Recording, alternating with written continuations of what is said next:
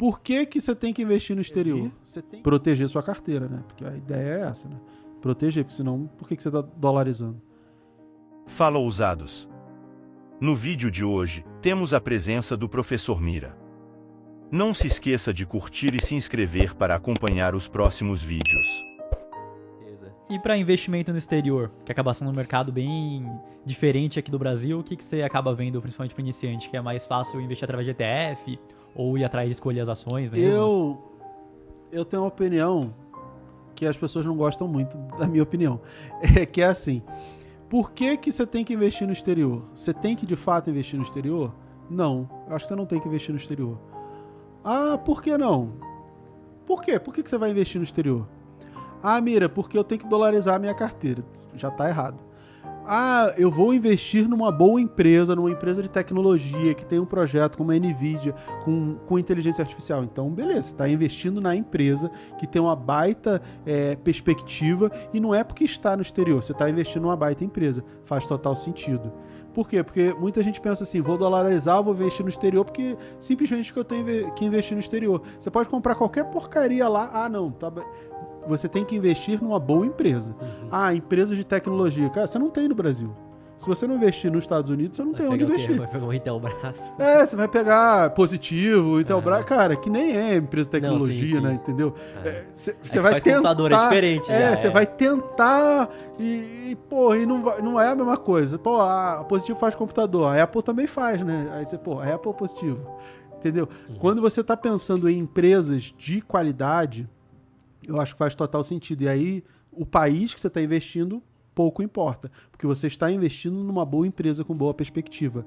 Ou, eu vou investir num ETF de renda fixa porque lá nos Estados Unidos ele está pagando uma taxa muito grande, muito alta. As Treasuries lá nos Estados Unidos está pagando taxas altíssimas comparadas aos últimos anos. Então, você está fazendo um movimento consciente, buscando uma remuneração ok, dentro de uma perspectiva de que o dólar aqui a gente não acredita que vai cair, vai ficar aí, saiu no Boletim Focus aí, perspectiva dele terminar o ano em 4,95, se não me falha a memória.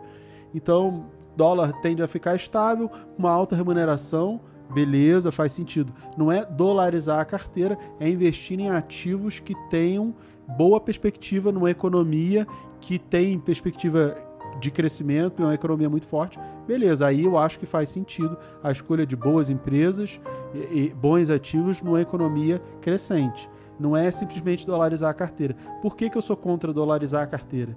Não é que eu seja contra, é que as pessoas não fazem conta. Pensa comigo, você tem 100 mil reais. Eu sempre dou esse exemplo, já falei várias vezes. Você tem 100 mil reais, aí você pega 90 mil e você investe em vários ativos.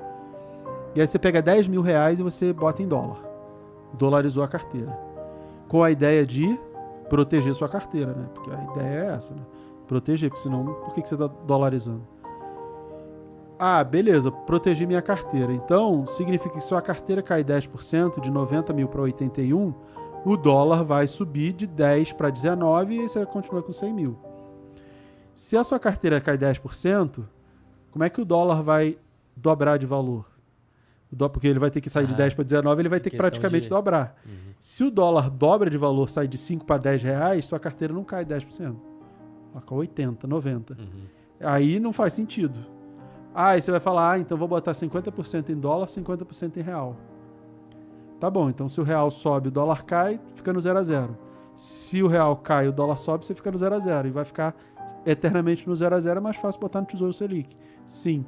Então, essa questão de dolarizar, de proteger, não é bem como as pessoas imaginam. Realmente, eu vejo a questão da dolarização para investir numa economia mais crescente, realmente escolher bons negócios ou investir em ETF que replica o S&P 500 mesmo, aportar todo mês e esquecer. Mas dessa forma, realmente com uma proteção não funciona, não faz muito sentido. Assim, pra gente falar de proteção, a gente tem que falar de dados, de informações mais técnicas. Você tem que calcular o beta do ativo o beta da sua carteira, o beta do ativo que você está usando como proteção para ver se aquilo ali tem alguma relação e para ver até que se esse beta é válido, para saber se o beta, de repente... O beta é a medida de sensibilidade, o quanto a sua carteira vai se mexer em relação àquilo ali que você está usando como proteção. E aí, ele se mexe muito. Então, você não vai usar a mesma proporção, 1 para 1. Você pode botar bem menos. Ele se mexe pouco. De repente aqui você vai ter que botar muito mais, entendeu? Então o beta é essa medida de sensibilidade. Você pode fazer a proteção com dólar, com o próprio Ibovespa, com outros ativos. Porque você tem ativos dolarizados na sua carteira. Você tem Vale, que é dolarizado. Você tem Klabin, Suzano. Você tem um monte de empresas que estão focadas no exterior. VEG é uma empresa que também tem foco bastante no exterior. Então, você tem como equilibrar e de repente sua carteira já tem isso. Eu tenho VEG na minha carteira.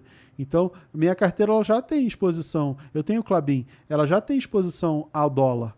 Será que, sem fazer conta, eu sei o quanto é esse movimento e simplesmente botar lá em dólar eu protejo a carteira? Não. Tem que fazer o mínimo de conta. Dá para fazer? Dá. Dá para fazer o que quiser. A modelagem matemática permite que a gente faça o que quiser, só tem que fazer as contas para fazer direito. Uhum. E o que você vê, por exemplo, de investir lá fora via ETF no S&P 500? Você acha mais interessante pegar uma cesta diretamente, não ter que se preocupar com isso, ou você vê que vale a pena o cara escolher as empresas de fato? Assim, escolher as empresas de fato é interessante. O problema é que nos Estados Unidos a gente tem mais de 4 mil empresas, né? Por isso que o mercado de ETF é tão interessante. E como o mercado de ETF, diferente do mercado de ETF no Brasil, que até cresceu bastante nos últimos 3 anos, mas ainda é muito pequeno se a gente comparar com o mercado americano, eu acho que lá nos Estados Unidos é muito legal investir em ETF, porque você consegue segmentar o nicho que você quer. Eu quero as empresas desse grupinho aqui. E aí você tem o ideal é que você tenha alguma perspectiva para aquele setor da economia. Lá no site do professor Damodaran, que é o papa do valuation aí no mundo, ele tem os dados, projeção para os setores da Bolsa Americana, então você consegue ter algum direcionamento. E aí você consegue fazer escolhas mais interessantes desses ETFs. Pegar um ETF da Bolsa toda americana, dá para fazer quando você acredita assim, eu acho que a economia americana vai crescer. Mas eu acho que faz mais sentido você pegar ETF de setores. ETF do setor de tecnologia. Tá, tudo bem, você pode comprar Microsoft, Apple, Nvidia, algumas empresas, mas você pode se expor ao setor inteiro via ETF. Que eu acho bem interessante. Acaba sendo um mercado que a disrupção é muito maior do que, por exemplo, no Brasil. Você pega o Brasil, commodity, é energia. Sim. Lá fora, querendo ou não, você vai ver as empresas, as maiores da Bolsa Americana 20 anos atrás e hoje, se não me engano, são 2 ou 3 que são as mesmas. Então, e no Brasil não mudou nada. E no Brasil, exato. Então, acho que lá fora, investindo via ETF, comprando uma cesta de ativos é mais interessante por conta desse mercado que acaba mudando muito mais rápido que o Brasil. E é mais fácil de acreditar que o setor de tecnologia vai continuar crescendo do que outros setores. Porque, o setor financeiro vai crescer? Vai, porque a gente não vai deixar de usar dinheiro. Só que cada vez mais a tecnologia vai estar presente. Sim. Então, ela vai estar permeando tudo aí que a gente vive e faz.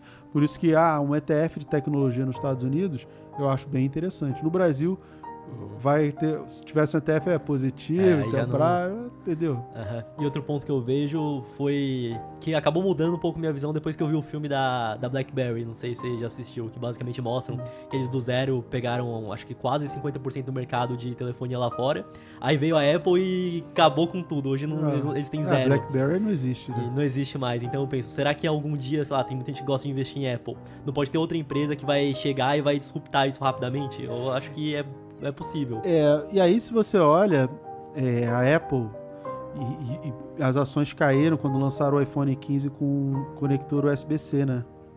Porque ela deixou o padrão do Lightning, que é um conector proprietário, para usar um padrão de mercado. Então ela perdeu um pouco dessa diferença, exclusividade, coisas que só ela fazia porque ela teve que se render à tecnologia. Teve que se render à regulamentação lá na Europa, se não me engano, que obrigava a todos. E na China, ela começou a fazer promoção. Ela aumentou, os últimos resultados dela mostrou uma recuperação, um aumento de vendas na China, porque ela começou a fazer promoção e vender mais barato, que também não é a característica da Apple. Ela vende caro, que são produtos muito exclusivos, de alta qualidade, mas você começou a fazer algo diferente. Será que a Apple vai ser a Apple daqui a sei lá quantos anos? Não sei. A própria Microsoft, era o patinho feio, ninguém mais vai usar o Windows, o Android vai acabar com o Windows em todos os... Até no computador vai botar Android, não sei o quê. E aí veio com a OpenAI aí, inteligência artificial. Sim.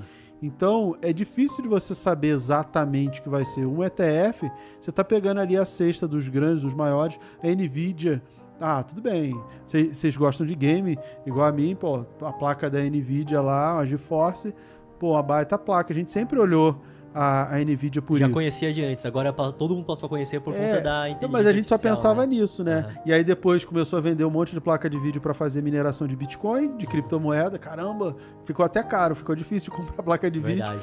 E aí, do nada, caramba, inteligência artificial. Eles lançaram essa semana a nova geração dos chips que vai impulsionar a inteligência artificial de todas as grandes plataformas, Meta, Google, Facebook, todo mundo. Mais tecnologia, NVIDIA. Pô, mas você ia apostar na NVIDIA 2 anos atrás? Uhum. 3 anos atrás que ela ia fazer? Não ia, né? Sim. Até 2 anos atrás ninguém nem falava de inteligência artificial dessa maneira. Por isso que o ETF, eu acho que ele é, sim, interessante para que você se exponha nesse setor gigante, pulsante, que vai desenvolver, mas que é difícil de você acertar o timing ali. Você não precisa acertar qual que é a empresa, tá? Você explorou o setor e é isso. Eu gosto de acertar o time, eu faço market time porque eu sou analista gráfico, né? Então eu vejo ali momento que as médias se cruzaram, quando reverteu da tendência de baixo para a tendência de alta, é o que eu gosto de fazer, é o que eu faço todo dia. Mas eu não recomendo para o leigo, é mais fácil, compra um ETF, surfa aí o crescimento da economia, é mais tranquilo, poupa mais a saúde, não precisa ser louco que nem eu, entendeu? É mais fácil. É que o cara...